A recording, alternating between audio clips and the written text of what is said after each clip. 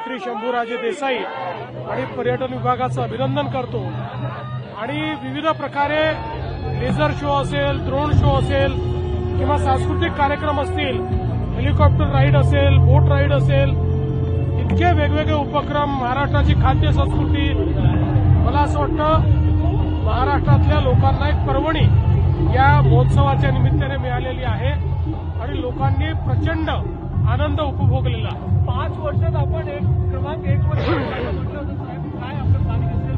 हे असं आहे की आता महाराष्ट्र पर्यटनात 5व्या क्रमांकावर आहे, पण निश्चितपणे पुढच्या काळामध्ये वर्षभराचं पर्यटनाचं कॅलेंडर तयार करून पर्यटनाच्या विविध महोत्सवाच्या माध्यमातून देशभरातले सर्वाधिक पर्यटक आमच्याकडे आकर्षित करून महाराष्ट्राला आम्ही पहिल्या क्रमांकावर घेऊन जाऊ।